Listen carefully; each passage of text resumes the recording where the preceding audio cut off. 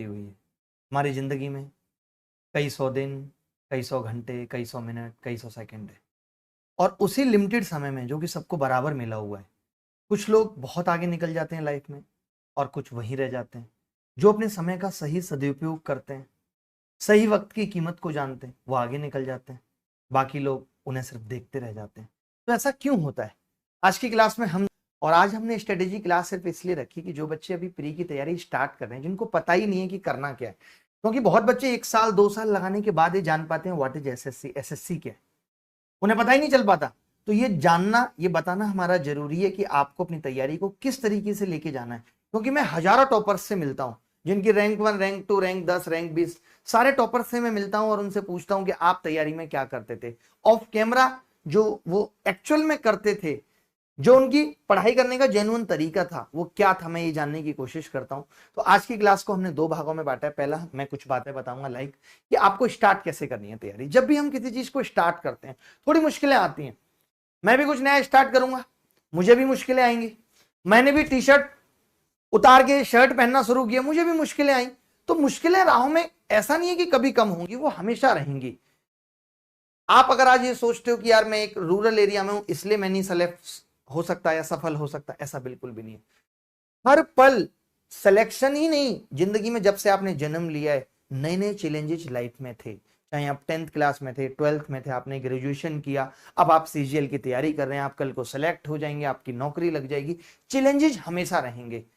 हमेशा लर्निंग्स लेकर के हमें आगे बढ़ना होगा। जो गलतियां होंगी उनसे भुला करके आगे बढ़ना होगा। तो आज की क्लास में पहले तो हम जानेंगे कि हाउ टू स्टार्ट, की तैयारी को स्टार्ट कैसे करें। उसके बाद हम जानेंगे हाउ टू पंचुअल, कि पंचुअल रहने का तरीका क्या है, कि हम कोई भी चीज लगातार नहीं कर पाते। आज हम स्टार्ट तो करते हैं, मैंने जिम जाना शुरू किया, मैं 2 दिन जाऊंगा, मैंने खेलना शुरू किया, मैं 2 दिन खेलूंगा, मैंने दौड़ना शुरू किया, मैं 2 दिन दौड़ूंगा। तो हम 2 4 दिन 5 दिन के बाद क्या होता है, हमें लगता है यार बेकार है। स्टार्टिंग में बहुत जोश रहता है, बट उस जोश को मेंटेन नहीं रख पाते। तो ऐसा क्यों नहीं कर पाते, कैसे आप अपने जोश को मेंटेन रख पाएंगे? दूसरी चीज, व्हाट टू लिव, हमें छोड़ना क्या है। जब हम एसएससी की तैयारी कर रहे हैं या हम जब अपनी मंजिल की तरफ बढ़ रहे होते हैं, तो क्या ऐसी चीजें जो हमें छोड़नी होती हैं, जिन पर हमें ध्यान देने की जरूरत नहीं है, या जो हमारा समय खा रही हैं, जो हमारी सफलता में बाधक है, उन क्या क्या चीजों को हमें छोड़ना है, इस पे हम बात करेंगे। उसके बाद व्हाट टू फॉलो, क्या हमें किताबें फॉलो करनी है, क्या हमें पीडीएफ्स फॉलो करनी है, कौन से हमें चैनल फॉलो करने हैं, क्या क्या हमें फॉलो करना चाहिए, किसे फॉलो करना चाहिए, किसी को फॉलो करने से पहले क्या हमें जान लेना चाहिए, आजकल हम क्या फॉलो कर रहे हैं जिसमें हमारा मैक्सिमम समय जा रहा है और जो काम की चीजें वो हम नहीं देख पा रहे हैं, इस पे हम बात करेंगे। उसके बाद हाउ टू लर्न, सीखना कैसे है। किताब पढ़ना क्या है, नॉर्मल है, आप एक रीडिंग लगा देते हैं, बट उससे सीख क्या रहे हैं, और सीखने के बाद क्या आप इंप्लीमेंट कर पा रहे हैं उस चीज को, ये मायने रखता है। उसके बाद हाउ टू अचीव गोल, और कब ऐसा होगा कि आपकी नौकरी लगेगी, कब ऐसा होगा आप अपनी मंजिल को पहुंच पाएंगे। देखिए बहुत सारे लोगों के साथ क्या है, मैं आपको बताता हूं कि वो उस दिशा में चल ही नहीं रहे। लाइक मैं नोएडा में रहता हूं और मेरे को आगरा जाना है, और मैं दिल्ली की तरफ निकल जाऊं, हरियाणा की तरफ निकल जाऊं, तो क्या ये पॉसिबल है कि मैं कभी आगरा पहुंच पाऊंगा? नहीं। बहुत सारे लोग, हम में से बहुत सारी कंपनियां, बहुत सारे लोग उस दिशा में ही नहीं है जिस दिशा में मंजिल है। तो फिर पहुंचना और ना पहुंचने के बारे में तो सोचना ही बेकार है कि हम कभी पहुंच पाएंगे। हम तो उस दिशा में ही नहीं चल रहे, हमारी डायरेक्शन ही ठीक नहीं है। तो हमें क्या करना है कि हम ठीक डायरेक्शन में हैं या नहीं, ये पता करने के लिए इस पे हम बात करेंगे। पहली स्टेप से शुरू करते हैं। तैयार हैं आप सब? How to start.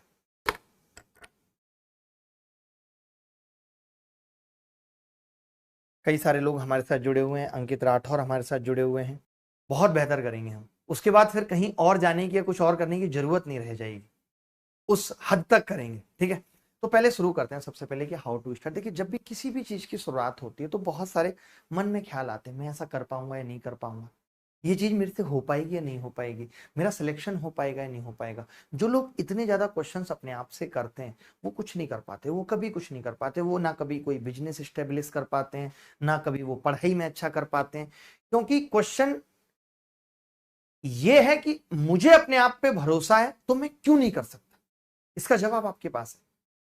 और जब हम अब तक यहां तक पहुंचे, तो हमें इन 14 15 16 17 18 सालों में पढ़ के ये पता चल गया है कि मेरी स्ट्रेंथ क्या है, मेरी वीकनेस क्या है। अब ऐसा तो है नहीं कि कोई बच्चा 10th क्लास में भी ले दे के 3 4 सालों में पास हुआ है, 12th में भी हुआ है, और पिछले 8-9 साल से गांव में खेती करा था, वो एसएससी की तैयारी करने लगा, तो क्लियर है कि भाई नहीं कर पाएगा इतनी जल्दी तो। लेकिन आप सब तो नॉर्मल तरीके से ग्रेजुएशन करके आए, तो कोई बड़ी बात नहीं है आपके लिए सीजीएल निकालना। देखिए, और मैं एक चीज कहता हूं कि अगर आप एसएससी की तैयारी कर रहे हैं तो आपका टॉप मोस्ट टारगेट होना चाहिए कि मैं तैयारी सीजीएल की करूंगा, भले ही मुझे देना सीएचएसएल भी है। जब मैं गांव से निकला था तो मैंने एक ही चीज सोची थी कि यार अगर कोई एग्जाम नहीं भी निकला, मान लेते हैं ऐसा हो गया कि कोई, क्योंकि हमें अपनी तरफ से प्रयास बेहतर से बेहतर करना चाहिए और हमें परिणाम खराब से खराब भुगतने के लिए तैयार रहना चाहिए कि अगर मान लेते हैं बुरे से बुरा भी क्या होगा, तो इतना होगा कि मैं एमटीएस तो निकाल लूंगा। ये सोच के मैं गांव से निकला। जब आपकी सोच ये होती है कि मेरा एफर्ट 100% होगा और कुछ नहीं भी मिला तो मैं ये एग्जाम तो निकाल लूंगा या मैं ये तो लाइफ में कर ही लूंगा, वही लोग सफल हो पाते हैं। ठीक है, तो हमने कहा कि जब भाई स्टार्ट करने की बात आती है तो सबसे पहले क्या क्या चीजें हैं जो हमें जाननी चाहिए। मैंने ग्रेजुएशन किया, अब मैं एसएससी की तैयारी करना चाहता हूं, मुझे मालूम है कि मेरे पास सिर्फ 6 मंथ्स,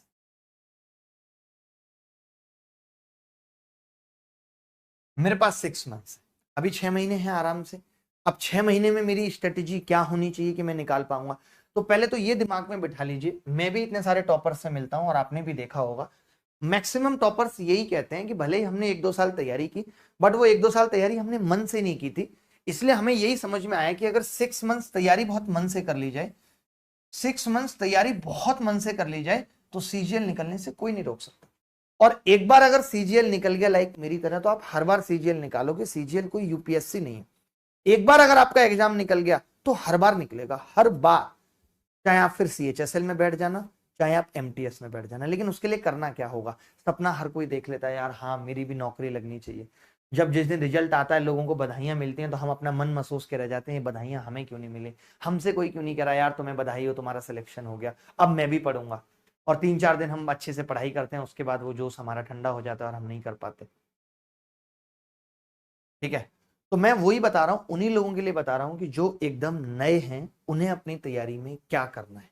ठीक है, जो एकदम नए हैं उन्हें अपनी तैयारी में क्या करना है। सबसे पहले आपने देखा कि भाई आपकी कैपेबिलिटी क्या है, तो आप सबसे पहले एक एसएससी का कोई लेटेस्ट पेपर या 2 पेपर, लाइक 2020 का सीजीएल और 2021 का सीजीएल, आप ये 2 प्री के पेपर एनालिसिस करो सबसे पहले। अगर आप तैयारी कर रहे हो, मैं ये मानता हूं कि अगर आप तैयारी करना स्टार्ट कर रहे हो, कई लोग कहेंगे हमारी तो तैयारी बिल्कुल अभी है ही नहीं, हम कैसे प्री का पेपर दे सकते हैं। तो देखो, ऐसा बिल्कुल नहीं है। अगर आपको लगता है कि ऐसा है, तो फिर तो सीजीएल का पेपर नर्सरी के बच्चे को दे देना चाहिए। सीजीएल का मतलब ही है कंबाइंड ग्रेजुएट लेवल, यानी कि आप ग्रेजुएशन कर चुके हैं और ग्रेजुएशन तक आपने बहुत कुछ सीख लिया है। अब उस सीखे हुए में से आप कितना इंप्लीमेंट कर पा रहे हैं या नहीं कर पा रहे, ये आपको 2020 या 2021 का पेपर देने के बाद पता चलेगा।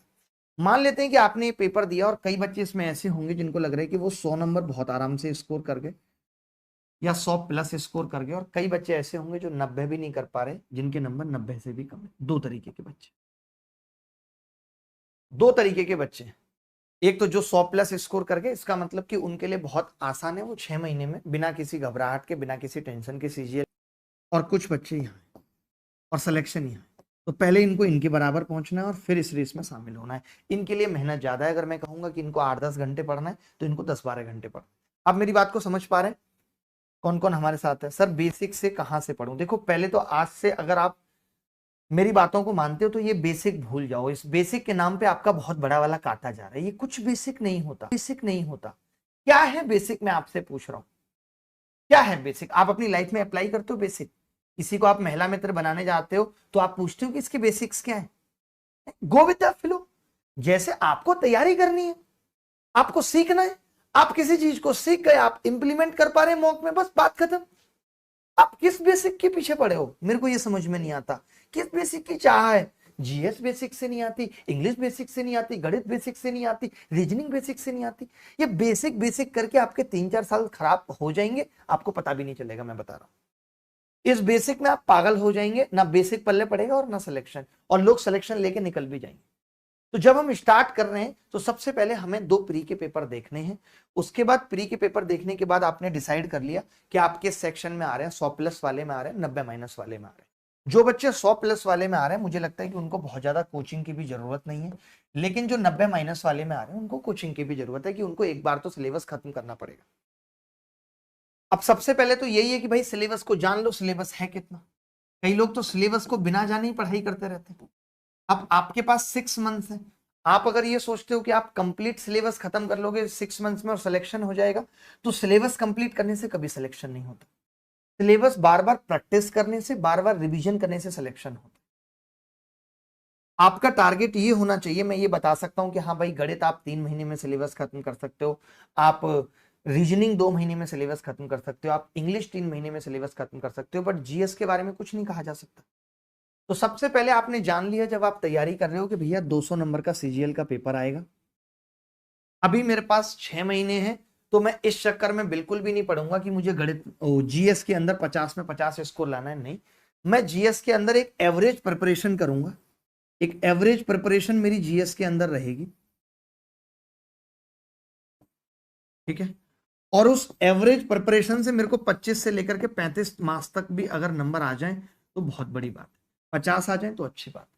क्योंकि जीएस में अगर मैंने बहुत ज्यादा घंटे भी दे दिए, मैं मान के चलता हूं कि अगर मैं 100% टाइम जो बताया मैंने दे रहा था, अगर मैंने 200 भी कर दिया, तो इस बात की कोई गारंटी नहीं है कि आपके 50 में 50 आ जाए। मैं सबसे पहले जीएस पे ही बात कर लेता हूं। अगर आपने 100% टाइम अगर आप दे रहे थे और उसको डबल भी कर दिया और आप सोच रहे हो कि जीएस में आपके 50 में 50 आ जाएंगे, तो नहीं हो सकता है कि आपने जितनी तैयारी पहले की थी उसके बेसिस पे भी 25 और 35 के बीच में मार्क्स आ रहे थे और उसके बाद भी इतने ही मार्क्स आ रहे हैं। तो अभी आपके पास 6 महीने हैं, तो अगर मैं जीएस की बात करूं कि आपको जीएस की तैयारी करनी है, तो अब एक ही तरीका है कि आप किसी भी अच्छे टीचर जो आपको लगता है जिसने बहुत डिटेल में पढ़ा रखा है, उसके नोट्स ले लीजिए। सिर्फ जीएस की अगर मैं बात करूं तो किसी भी टीचर के नोट्स ले लीजिए। अगर आपको लगता है कि नहीं मेरे को नोट्स से ज्यादा समझ में नहीं आ रहा है या मुझे ये पता नहीं चल पा रहा कि कैसे पढ़ना है, तो आप किसी भी टीचर की यूट्यूब पे यानी कि वाईटी पे, वैसे मेरी ये कोशिश है कि मैं अगले 15 दिनों में कुछ ऐसा करूं कि अभिनय मैथ्स पे बाकी सब्जेक्ट्स के टीचर भी आपके लिए ले आऊं फ्री क्लासेस के लिए। तो ये कोई बहुत आश्चर्य की बात नहीं होगी, बट मैं ये अलग से अनाउंस करके आपको बताऊंगा अगर ऐसा होता है। बट मैं अभी जो स्ट्रेटेजी बता रहा हूँ वो अभी के हिसाब से बता रहा हूँ कि भाई जीएस नोट्स के लिए आप 10 दिन किसी भी टीचर की वाईटी पे क्लास करके देख लीजिए कि जीएस पढ़ने का तरीका क्या।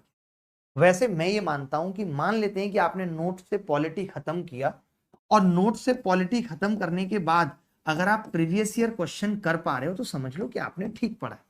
क्योंकि जीएस भी उस ज्योमेट्री की तरह है कि खाली अगर आपने थ्योरम सीख ली और आप सोचो कि आप कर जाओगे, नहीं। मैं ऐसे बहुत बच्चों को जानता हूं जिन्होंने पूरी लक्ष्मीकांत ऐसे ऐसे करके रंग दी और उनसे 4 सवाल पूछो तो नहीं बन पाते, क्योंकि लर्न करना पड़ेगा। सिर्फ पढ़ने से काम नहीं चलेगा। आपने नोट्स देखा और टिक कर दिया, पेपर में आप अप्लाई नहीं कर पाएंगे। अप्लाई करने के लिए जरूरी है जीएस की भी प्रैक्टिस की जरूरत है। इसीलिए कहा जाता है कि प्रीवियस ईयर प्रैक्टिस करो। अगर आप कंप्लीट प्रीवियस ईयर प्रैक्टिस कर लेते हो ना पूरे जीएस का, तो आप मान के चलो कि 10 12 15 मार्क्स तो आपके वहीं से आ जाएंगे। जरूरी नहीं है एज इट इज सवाल आए, बट हाँ सवालों में लिंक तो होता है ना। जब आप किसी सवाल को पढ़ते हो तो उसके नीचे जो उसका एक्सप्लेनेशन होता है, कई बार वहीं से सवाल बन जाता है।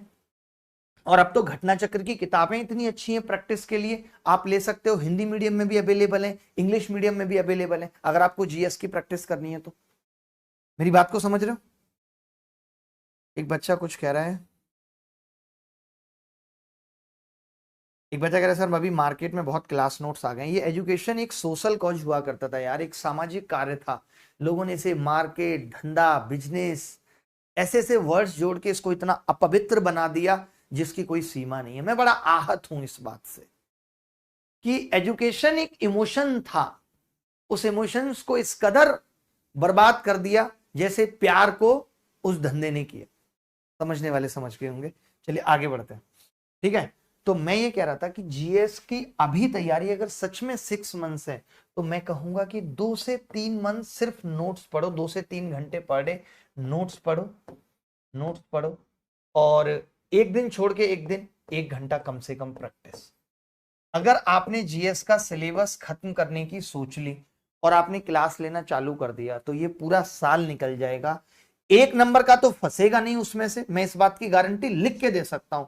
वरना कोई बच्चा मुझे आके बता दे कि मैंने जीएस इस टीचर से पढ़ी थी और एज इट इज सवाल आ गए, मैं हाथ के साथ पैर दोनों कटवा दूंगा अगर ऐसा हो जाए तो। मैंने 5 बार सीजीएल निकाला है, बहुत बेहतर से समझता हूं कि जीएस में सीजीएल में क्या पूछा जाता है और लोग क्या पढ़ाते हैं। मैं गारंटी के साथ कह सकता हूं 1 नंबर का भी फंस जाए तो फंसेगा भी तो वो जो आपको ऑलरेडी आता होगा, जो आपको पहले से आता होगा। चैलेंज के साथ कह रहा हूं, इसीलिए रिक्वेस्ट भी कर रहा हूं और हाथ जोड़ के कि सच में अगर सीजीएल निकालना है, इतने सारे टॉपर्स के इंटरव्यू भी सुनते होंगे, किसी टॉपर ने ये नहीं कहा होगा कि हमने वहां से जीएस पढ़ी तो हमारे 45 नंबर आ गए। भाई आपने सुना है? 2 विद्यार्थी मेरे पास बैठे हैं, इन्होंने कभी आज तक नहीं सुना। और वही लोग सेलेक्ट होते हैं जो टॉपर्स से सीखते हैं। आपको पता है इंप्लीमेंटेशन सफल होने के लिए सबसे जरूरी है कि आपके टॉपर्स या जो लोग उस राह में सफल हो चुके हैं, हमने उनसे क्या सीखा। बट हम नहीं सीखते, हम खुद डिसाइड कर लेते हैं, ओ ये टीचर अच्छा पढ़ाता है। कैसे पता चला? यार मैं उनकी क्लास में जाता हूं, मजा आ जाता है। इतनी अच्छी अच्छी स्टोरी बना के सर समझाते हैं जीएस को, वो कैप को, बस मजा आ जाता है। तो आप मजा लेते रह जाओगे। आपको अगर ये लगता है कि टीचर का पैरामीटर या आपके जीएस में मार्क्स इस बात पे डिपेंड करेंगे कि जीएस की क्लास में आपको सब कुछ समझ आ रहा है, तो आप बहुत बड़े बेवकूफ हैं। सब कुछ तो पढ़ाया ही नहीं जा रहा, समझ में कहां से आएगा? सब कुछ अगर आपको पढ़ाया ही नहीं जा रहा तो समझ में कहां से आएगा? मैं पूछ रहा हूं, पढ़ाया ही नहीं जा रहा सब कुछ तो आप देख लीजिए। वरना एक टॉपर का वीडियो आप मुझे लाके दिखा दीजिए कि यहां से पढ़ के जीएस में इतने अच्छे नंबर आए थे। बल्कि अभी आरआरबी एनटीपीसी का एग्जाम हुआ तो बच्चों ने जीएस वालों की वोट लगा दी। क्यों लगा दी? कि कुछ आया ही। में 50 स्कोर करने के चलते आपको नहीं लगता कि सारे सब्जेक्ट छूट जाएंगे? फोकस करना है तो इंग्लिश पे करो, मैथ्स पे करो, जिनका बड़ा वेटेज है। तो पहली चीज तो मैंने ये बताई कि जीएस में समय एकदम ना खराब करें, सिर्फ नोट्स खरीद लें। अगर आपको लगता है कि मैं नोट्स नहीं मिल पा रहे हैं तो मैं नाम भी बता देता हूं। अगर आप मुखर्जी नगर में रहते हैं या आपको ऑनलाइन भी नोट्स मिल जाएंगे, आप राजेश शुक्ला के नोट्स ले सकते हैं। अगर कुछ फंसेगा मैक्सिमम तो यहां से भले फंस जाए, बाकी तो मैं गारंटी नहीं ले सकता किसी को। राजेश शुक्ला एक जीएस के टीचर हैं, ऑनलाइन भी इनकी वीडियोज पड़ी हुई हैं। आप वो वीडियो से भी ये सीख सकते हो कि पढ़ने का तरीका क्या है। आप इन वीडियो से ये सीख सकते हो कि पढ़ने का तरीका क्या होना चाहिए। एक बुढ़े से टीचर है, मतलब एज्ड टीचर है, आपको लगेगा ये तो हंसी मजाक भी नहीं कर रहे, बड़े अजीब से पढ़ा रहे हैं, ऐसा हो सकता है। बट सच्चाई यही है कि इनके पढ़ाए हुए से मैं फिर भी ये कह सकता हूं कि 25, 27, 28 नंबर का आ सकता है। कुछ एक सब्जेक्ट्स पढ़ाते हैं, हिस्ट्री या पॉलिटी, बट वहां से आपको तरीका आ जाएगा कि पढ़ना कैसे। ठीक है, पहली बात तो ये मैंने बता दी। जीएस के लिए प्रैक्टिस के लिए मैंने बता दिया, चाहे इंग्लिश मीडियम के हिंदी मीडियम के, आप घटना चक्र की किताबों से प्रैक्टिस करें, वो बेस्ट किताब है। और वो अब से नहीं है बेस्ट, हमारे टाइम पे तो आती भी नहीं थी इंग्लिश मीडियम की, तब से बेस्ट है, क्योंकि उनमें एक्सप्लेनेशन बहुत अच्छे से दिया होता है। और आज से शुरू कर दें। आज से मैंने आपको बता दिया कि 2 घंटे खुद से पढ़ना, नोट्स बनाने का वक्त नहीं है तो नोट्स दूसरों के लेंगे, किसी टीचर के लेंगे, या इनके नहीं मिल पाते तो किसी और टीचर के लेंगे जो आपको लगता है। बट 1 घंटे डेली प्रैक्टिस करनी है। 1 घंटे का मतलब हो गया 1 मिनट में भी लगाऊं तो मैं 60 सवाल मुझे जीएस के सीखने हैं, रटने हैं। 60 सवाल हर हाल में। मैं 3 महीने बाद फिर बताऊंगा स्ट्रेटेजी कि क्या होनी चाहिए। अभी मैं 6 महीने के हिसाब से बता रहा हूं आपको क्या करना है। तो जीएस में मैंने आपके 2 से 3 घंटे यानी 3 घंटे पर डे मैंने बता दिए कि जीएस में आपको क्या क्या करना है। रोज करंट अफेयर की क्लास देखने की कोई जरूरत नहीं है। ये समझ लो कि जो काम आप एक चीज देखते होगे कि कोई भी टीचर यूट्यूब पे करंट अफेयर पढ़ा रहा है या किसी ऐप पे करंट अफेयर पढ़ा रहा है, सबसे ज्यादा बच्चा पढ़ रहा है। और सेलेक्ट कितना होता है आपको मालूम है कि अगर 1 लाख मान लेते हैं, 1 लाख बच्चे तैयारी कर रहे हैं फॉर एग्जाम्पल, तो 10 बच्चे सेलेक्ट होते हैं। 10 शायद मैंने ज्यादा ले लिया, रेशियो की बात करूं मैं। इसका मतलब है कि ज्यादा लोग देख रहे हैं, यानी कि ज्यादा असफल लोगों की क्वांटिटी ज्यादा है। तो जो काम असफल लोग कर रहे हैं वो आप क्यों कर रहे हैं? वो आप क्यों कर रहे हैं? भाई आज स्थिति ये है कि जो आईएएस का टॉपर का इंटरव्यू आया था ना, मैंने वो इंटरव्यू सुना तो वो पता है क्या कह रहा था कि मैं आज के दौर में न्यूज़पेपर पढ़ के अपना समय नहीं खराब करती थी। मैं क्यों करती? मैंने देखा था टेलीग्राम में कई लोग हैं जो न्यूज़पेपर में आई हुई इंपॉर्टेंट बातों को कट करके हाईलाइट करके भेज देते थे, तो मैं वहां से। आज स्मार्ट स्टडी का दौर है। आज कोई कहे कि मैं करंट अफेयर के लिए हिंदू न्यूज़पेपर पढ़ूंगा, कितने घंटे पूरे दिन में? 12 घंटे। अरे भैया आईएएस की तैयारी करने वाले नहीं पढ़ रहे, क्योंकि आजकल साधन इतने आसानी से अवेलेबल होने लगे। पहले तो लोग मैगजीन से पढ़ के नोट्स बनाते थे, अब क्या जरूरत है? बिल्कुल कोई जरूरत नहीं है। कौन सी किताब आती है वो जो हम बता रहे थे, एक जो उस दिन डिस्कशन हो रहा था मनदीप के साथ, करंट अफेयर के लिए प्रैक्टिस के लिए हो रहा था। हाँ मैं अभी बता दूंगा, आप पूछ लो उससे कौन सी किताब थी। एक किताब आती है वो मैं करंट अफेयर के लिए बता देता हूँ, बाकी वो प्रैक्टिस के लिए बता रहा हूँ, बाकी नोट्स किसी भी टीचर के फॉलो कर लो। नोट्स किसी भी टीचर के फॉलो कर लो। आपको लगता है, जैसे आज मैं देख रहा था काफी सारे टीचर हैं, कुमार गौरव उत्कर्ष क्लासेस, या फिर मैं और किसका नाम लूं, करंट में और कौन पढ़ा रहा होगा, हाँ वरुण अवस्थी है। और यूट्यूब पे कौन पढ़ा रहा है, यूट्यूब वालों की बात कर रहा हूँ मैं सिर्फ, यूट्यूब पे और कौन कौन पढ़ाता है, सिर्फ उनकी। तो मैं इनके नोट्स की बात कर रहा हूँ। क्या लेना है, इनके नोट्स लेने, नोट्स इनके लेने। अपने घर में कोई आपका भाई 10th 12th क्लास में पढ़ने वाला है तो उसको कह दो भाई मुझे इनकी यूट्यूब की क्लास से स्लाइड की फोटो खींच के भेज दे। क्वेश्चन ही तो करा रहे हैं ना। अगर आप सच में सीजीएल निकालना चाहते हैं, मैं स्पेशली जो बता रहा हूं वो सीजीएल के लिए बता रहा हूं, मुझे मतलब सीजीएल से है, मैं स्पेशली सीजीएल के लिए ही पढ़ाता हूं, एसएससी के लिए पढ़ाता हूं जिसमें सीएचएसएल एमटीएस सीपीओ ये 4 चीजें आती हैं। मैं रेलवे वगैरह इन सब के लिए नहीं पढ़ाता। जिस बच्चे को मैं गणित पढ़ाता हूं, कोई भी पढ़ सकता है, बट मैं ये जो स्ट्रेटेजी बता रहा हूं ये उन लोगों के लिए बता रहा हूं जो सीजीएल है। लास्ट के 15 मिनट, ओ सॉरी, लास्ट के 5-7 मिनट उन लोगों के लिए बताऊंगा जो भी मेंस की तैयारी कर रहे हैं।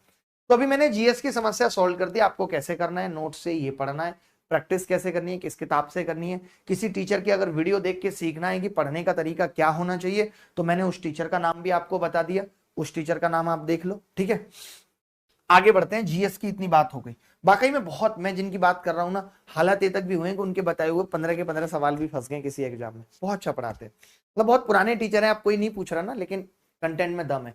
आप ये मत सोचा करो कि किसी को बहुत लोग जानते हैं तो ये बहुत अच्छा होगा।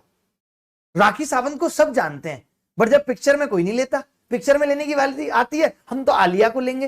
तो जानना बड़ी बात नहीं है कि उसको बहुत लोग जानते हैं, बहुत लोग देखते हैं, ये कोई बड़ी बात नहीं है, जानना बड़ी बात नहीं है। आप जाने किस चीज के लिए जाते हो, क्या किया है आपने, आपने बहुत लोगों को सिलेक्शन करा दिया है, क्या हर टॉपर आपका नाम ले रहा है, आप बिजनेस ही तो कर रहे हो, हैं? अच्छा बिजनेस कर रहे हो तो हम मान लेंगे आप बड़े टीचर हो। बताओ आप, आज लोग एजुकेशन को कैसे बोलते हैं, अरे हमारा ब्रांड है बहुत बड़ा हो गया, अच्छा बिजनेस, धंधा अच्छा चल रहा है, धंधा, दिस इज द धंधा। Education was a social cause, सामाजिक कार्य के लिए हमारे देश में शिक्षा और स्वास्थ्य कभी बिजनेस नहीं थे, इमोशन थे कि लोगों को शिक्षित करें तो देश आगे बढ़ेगा। लेकिन it is converted totally into the business. Discount model आ गए, तमाम तरीके के मॉडल हैं, अलग अलग मॉडल है, मैं भी एक्सप्लेन नहीं करूंगा, इन पे भी कभी बात करेंगे। बट सच में मुझे लगता है कि कुछ बदलने की जरूरत है, कुछ बदलाव की जरूरत है। मैं 2 साल सो क्या गया, लोगों ने तमाम गंदगी फैला दी, बट कोई नहीं, अभी वक्त आ गया है और बदलेंगे। एक बच्चा कह रहा सर आज आपकी पैंट ज्यादा उतर रही है, ये यार इसने बिल्कुल सही समझा, एकदम पैंट उतर रही है, वो पैंट नहीं है पजामा है ना, और वो भी लीनन है तो वो खिसकता रहता है, कोई बात नहीं। चलिए हमने इस पे बात की, मैं बहुत सारी चीजें आपके लिए लेके भी आ रहा हूँ, मैं बस अभी बताना नहीं चाहता कि जब चीजें आ जाएं और तब बताएं तो बहुत अच्छा लगता है। अब हमने जीएस की बात कर ली, मैंने टीचर बता दिया, मैंने किताब बता दिया, पर डे कितना पढ़ना है मैंने ये बता दिया, प्रैक्टिस कैसे करनी है, खाली पढ़ने से काम नहीं चलेगा, मैंने वो भी बता दिया। ठीक है, अब मैं बात करता हूँ रीजनिंग की, जो कि आजकल सबसे बड़ा मुद्दा बना हुआ है। मैं जब अभी तेजा से मिला था, पता है उसने क्या कहा कि सर मैं रीजनिंग में बहुत मात खा रहा था लगातार 2 बार, क्योंकि रीजनिंग क्या हो, 2 चीजें हुई हैं। इंग्लिश 2017 के बाद बहुत आसान हो गई है, जितनी आसान इंग्लिश अभी आती है, अगर शायद उस वक्त आती होती जब हम थे तो हम भी 190 नंबर ले आते, बट कहाँ हमारी ऐसी किस्मत। हमारे टाइम पे बड़ा मुश्किल इंग्लिश आया करती थी। आप चाहो तो उठा के देख लेना पेपर 2012 13 14 का, आपको पता चल जाएगा। लेकिन ऐसा जरूरी नहीं है कि इंग्लिश हमेशा आसान आती रहेगी, ये भी एक दिन मुश्किल आएगी, मैं इस बात को फैक्ट बता रहा हूँ। ठीक है, तो मैंने कहा रीजनिंग मुश्किल आने लगी है, और रीजनिंग एक ऐसा सब्जेक्ट है कि अगर मैं तैयारी नहीं करके गया तो ऐसा भी हो सकता है मेरे 35 मार्क्स। और रीजनिंग में 50 से कम लाना एक श्राप है। अगर आपके रीजनिंग में 50 से कम मार्क्स आ रहे हैं तो सोचो आपको श्राप मिला हुआ है, कोई बहुत बड़े बाबा का श्राप मिला हुआ है। अगर आपके 50 से कम आ रहा है, 35 तक लोग चले जाते हैं, सोचो क्यों चले जाते हैं, क्योंकि वो हल्के में ले लेते हैं। रीजनिंग को हर आदमी हल्के में ले लेता है तो हल्के में लेने वाली चीज ये नहीं है कि मैंने कह दिया भारी में ले लिया तो आपने 4 ट्यूशन लगा लिए रीजनिंग के, सुबह शाम तक आप रीजनिंग पढ़ रहे हैं। रीजनिंग के बैच में महिलाएं ज्यादा रहती हैं, उनको कम समझ आ रहा है तो अरे मैं तो जाऊंगा, उसमें सीमा है, उसमें पूजा है, उसमें रेखा है, किसी को तो मेरा कॉन्सेप्ट समझ आएगा, मेरा प्रपोजल समझ आएगा। ऐसे नहीं करना। रीजनिंग में ये मान के चलो किसी कोर्स को मेरे हिसाब से परचेज करने की जरूरत नहीं है। अगर आपको लगता है फिर भी नहीं लेना है तो आप कोई छोटा मोटा कोर्स ले लो, कोई बहुत लंबा कोर्स तो होता नहीं है रीजनिंग का। बट उससे ज्यादा जरूरी ये है कि 2017 से लेकर के 2021 तक आप सिर्फ रीजनिंग का पर्टिकुलर प्रैक्टिस सेट लगाओ। सबसे पहले आपको क्या करना है, जैसे आपको लगता होगा रीजनिंग हमें तो आती है, बट सिर्फ आने से काम नहीं चलेगा। आने का मतलब है कि इन 50 के 50 नंबर को आप 15 से 17 मिनट में अगर सिक्योर कर पा रहे हैं तो समझो रीजनिंग आपको आती है, वरना नहीं आती, बल्कि और कम मिनट में। अगर आप रीजनिंग में 50 नंबर सिक्योर कर पा रहे हो, वो भी 15 से 17 मिनट में, तो आप समझो कि आपको रीजनिंग आती है और बेहतर आती है, वरना नहीं आती। अब ये पता कैसे चलेगा कि हमें रीजनिंग आती है नहीं आती, ये सबसे बड़ी बात है। तो इसके लिए जरूरी है कि आप पहले 2017 से 2021 तक जितने भी पेपर हुए हैं एसएससी के, उनकी रीजनिंग को एक बार करके देखो। और जो सवाल नहीं होते या जो टाइप आपको नहीं आते, वो आपको पता लग जाएगा कि मुझे ये नहीं आता, मैं ट्राइंगल नहीं गिन पाता, मैं सीरीज नहीं कर पाता। तो इसके लिए आप सीख सकते हो। मान लेते हैं कि आपको सीरीज नहीं आता, आपने डाला सीरीज टॉपिक, यूट्यूब पे 36 लोगों के वीडियो मिल जाएंगे, वहां से आप सीख लोगे। बट मेन रीजनिंग में क्या है, प्रैक्टिस। और मैं ये मानता हूं कि इतनी काफी है, 2017 से लेकर के 2021 तक कम से कम 200 सेट तो मिल ही जाएंगे 25-25 सवालों के। और 200 सेट अगर आपने 25-25 सवालों के कर लिए, वो भी टाइम लगा के, कि 15 मिनट में हो रहा है या नहीं हो रहा, तो दुनिया की कोई ताकत नहीं है कि आपको रीजनिंग में 50, 48, 49 नंबर लाने से रोक ले और आप 15 मिनट में ही कर पाओगे। फैक्ट है यार। हम अपने टाइम में, जो कि अपने आप को गणित का बादशाह समझते थे, हमने रीजनिंग को 15-15 दिन दिए और 50-50 प्रैक्टिस सेट किए कि कम टाइम लाना है। भाई मैं रीजनिंग से ही तो टाइम बचाऊंगा, मैं जीएस इंग्लिश से ही तो टाइम बचाऊंगा, तब तो मैं गणित को दे पाऊंगा। वरना हम यही कहते रहते हैं टाइम कम पड़ जाता है। कितने बच्चे, टाइम कम पड़ जाता है। अरे टाइम कम नहीं पड़ता पागल, तुम्हें आता नहीं है, तुम्हें आता नहीं है भी, इसलिए टाइम कम पड़ जाता है। तुम्हारे रास्ते ठीक नहीं है, तुम हमेशा जाम वाला रास्ता ले लेते हो, तो कैसे सही टाइम पे पहुंचोगे। जाके मिलते हो उससे, वो फ्रस्ट्रेट होती है, हमेशा लेट आते हो, तुम्हारा तो यही नाटक है, मुझे नहीं पीनी कोई कॉफी सॉफी, बाहर में जाओ तुम, मैं मिलूंगी भी नहीं आज के बाद तुमसे। ये स्थिति हो जाती है। ए टू जेड क्वांट बैच कब लेके आ रहा हूं, आज अनाउंस हो जाएगा, बस 10 मिनट का इंतजार हो।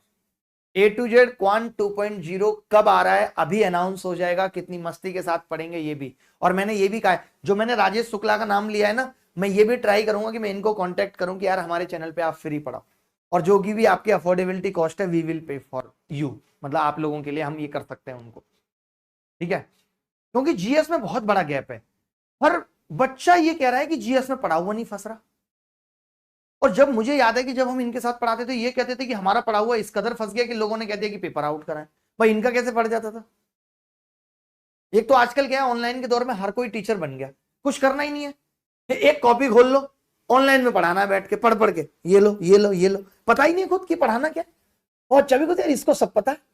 बच्चे ने सवाल पूछा, साइड में गूगल टैब खोला, सीधे आंसर।